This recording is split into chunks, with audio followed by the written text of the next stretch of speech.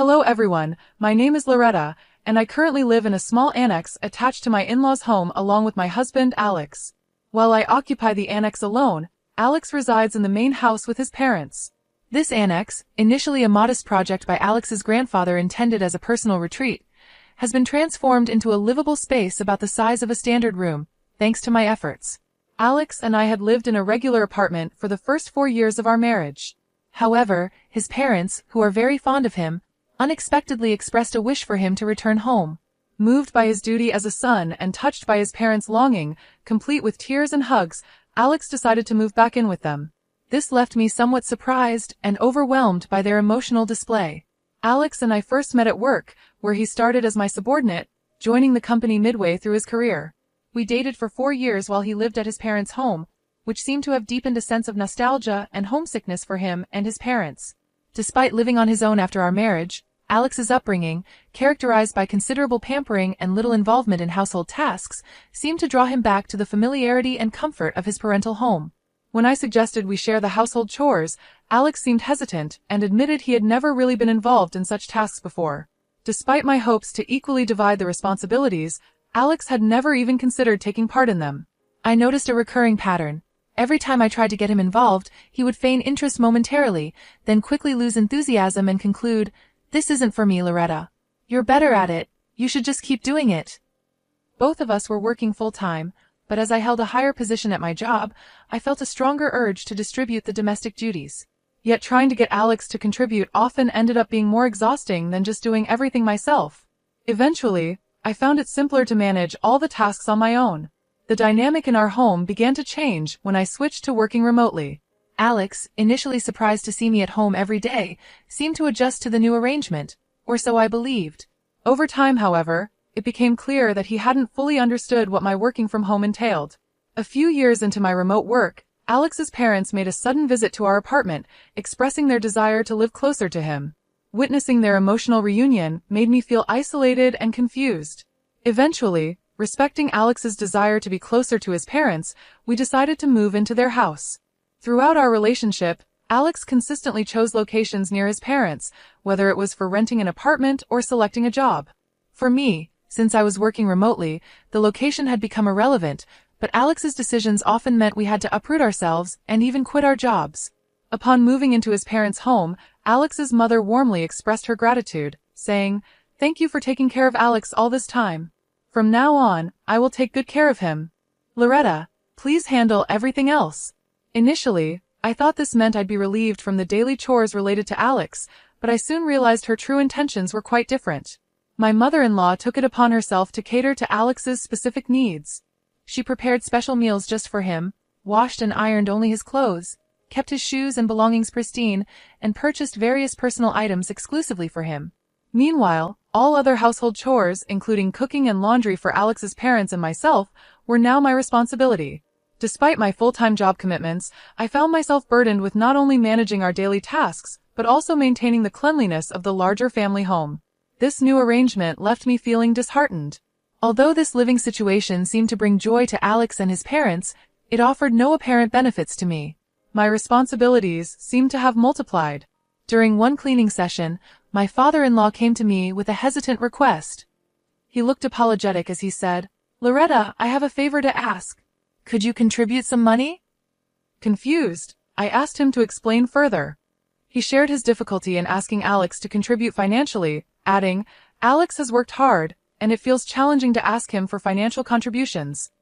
This revelation added to the complexity of our living dynamics, highlighting the uneven distribution of both chores and financial responsibilities. Alex and I had previously agreed to share expenses, such as our apartment rent and other living costs. However, during our shopping trips, Alex often persuaded me to pay for various items, including non-essential ingredients, alcohol, clothes, and accessories. When I expressed reluctance, he would react childishly, accusing me of being stingy. Despite these financial disagreements, I took some comfort in the fact that aside from these issues, Alex didn't interfere much with my everyday life. This semblance of peace changed dramatically when we began living together at his parents' house. Unlike Alex, his mother actively disrupted my routine. She consistently interrupted my work from home, insisting that I prioritize household chores over my professional duties. She would even barge into my room and tug on my clothing, making it exceedingly difficult for me to concentrate on my tasks. Feeling frustrated, I brought up the issue with Alex, half expecting him to side with his mother. To my surprise, Alex listened attentively and promised to speak with her about the interruptions. I was hopeful for a compromise that would address both our needs. Little did I know that Alex's idea of a compromise was quite different from what I envisioned. It involved relocating me to the annex, a separate structure on their property, suggesting a new level of separation rather than integration. One day, somewhat jokingly, I approached Alex with a question about the annex, asking if I could demolish it and build a new house in its place. To my astonishment, he casually responded, "You can even demolish it and build a new house if you want." This casual remark opened up unexpected possibilities for our living arrangement, suggesting a level of autonomy I hadn't anticipated. Taking Alex's words to heart, I promptly began remodeling the annex to suit my tastes. As I cleaned, renovated, and changed the wallpapers, I noticed that Alex never once appeared to check on the progress. As I transformed the space, it became clear that Alex had no intention of living in the remodeled annex with me. This realization struck me hard. Within the family living trio, I was the outsider. There were times when I found myself alone at home, such as when they would go out to a barbecue restaurant, or during times I had to work late and missed communal meals. These outings, often orchestrated by Alex's mother, seemed deliberately planned. It appeared she might have been pushing for my exclusion, perhaps hoping I would leave her son. Despite these dynamics, Alex had given me complete freedom with the annex, and I seized this opportunity to make the space truly my own. I threw myself into DIY projects, installing new shelves and personalizing every corner. Interestingly, after I moved out, neither Alex nor his parents ever visited the annex. They must have been aware of the renovations, yet they showed no interest in my activities, reinforcing the feeling that I was no longer considered part of the family. Living away from the main house, especially without the constant presence of Alex's mother, I began to relish my newfound independence. It felt almost like living alone, which was surprisingly liberating. I found solace in the fact that residing in the annex kept her from interfering with my work. During the renovation, I even installed new locks and enhanced the security, marking the annex as my sanctuary away from the family dynamics. I made sure that no one, not even Alex or his parents, could enter the annex without my permission. This new level of privacy made me reconsider whether this separation might be a blessing in disguise. However, it seemed my mother-in-law had already sensed my growing detachment and was not about to let me find peace easily. No longer able to endure her behavior, I found myself at a crossroads, contemplating my next steps. As I settled into the renovated annex, my mother-in-law's desperation to drive me away became increasingly evident. Her subtle harassment began with minor annoyances, like leaving trash in front of my cabin on garbage day instead of at the collection site. Sometimes, she would host barbecues in the garden, deliberately omitting me from the guest list, while ensuring the tantalizing smell of grilled meat wafted my way. Despite these efforts, I couldn't help but smile at the futility of her attempts to push me out. Then, one day, she summoned me to the main house under the pretense of offering leftover meat and potatoes. Sensing there was more to her invitation, I went along. Upon my arrival, I found her alone in the living room. With a dramatic flourish, she placed a single piece of paper on the table, a divorce paper. It was evident that her real motive was to force this document upon me, knowing that if she instructed Alex to proceed with it, he would comply without question. All that was left was for me to agree, and Alex and I could be officially divorced by simply submitting the paper to the city court. With a smug expression, his mother declared, "Isn't it about time you gave up? There's no reason for you and Alex to stay married anymore. Get out, you freeloading unemployed woman." I was taken aback by her audacity, but her certainty only fueled my resolve. Excited by the prospect of freedom, I eagerly grabbed the divorce paper, exclaiming, "I'm going to the city court right now.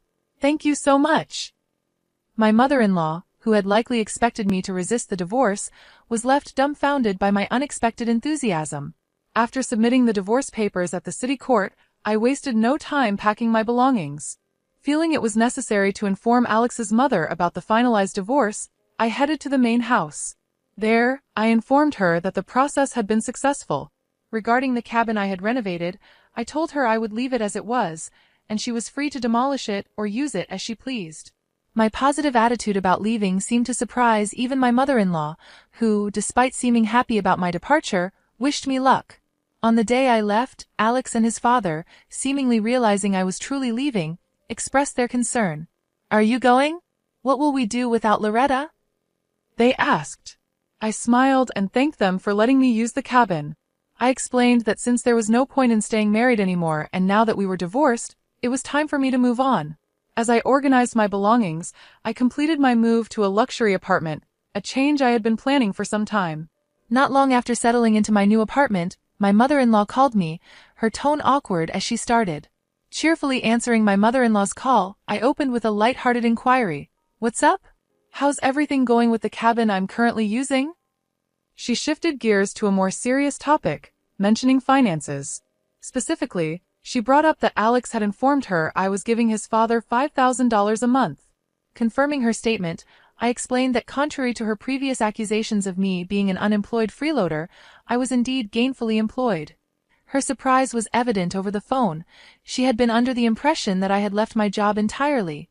I quickly set the record straight, clarifying that I hadn't just left my previous job, but had moved on to become the president of a new company. This company, I elaborated, was pioneering a remote work system, positioning itself at the forefront of modern work environments.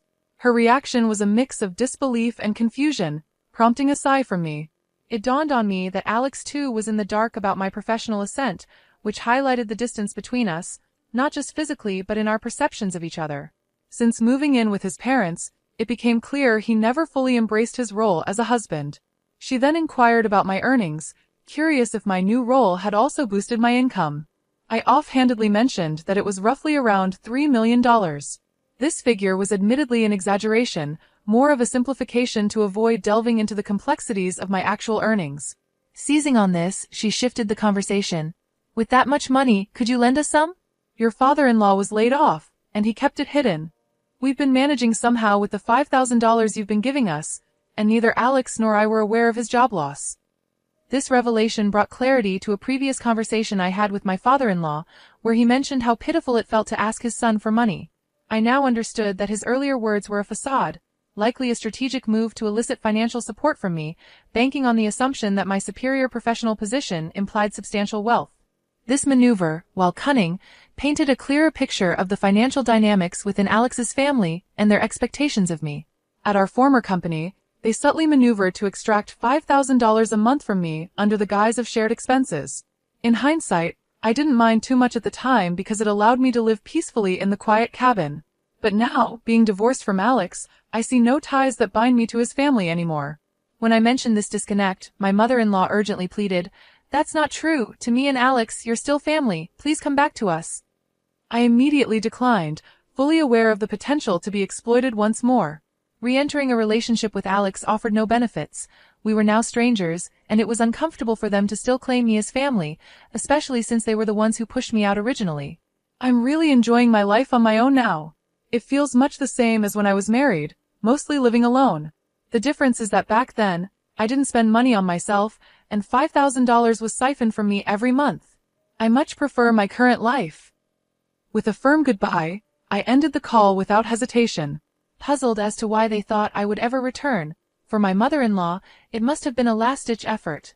In reality, Alex's salary wasn't impressive, and he had a consistent habit of avoiding responsibilities, often saying, "I can't do it," and passing tasks on to others. This trait, prevalent in both our personal and professional lives, rendered him unreliable, and he remained a regular employee without any salary advancements. Furthermore, with his father laid off and his mother a housewife, they struggled to maintain their large house and eventually had to sell it. Now, all three of them are living in the cabin I renovated. While it's just right for one person, it must be quite cramped and uncomfortable for three. Since then, I haven't given them much thought, and continued to live his new life with freedom.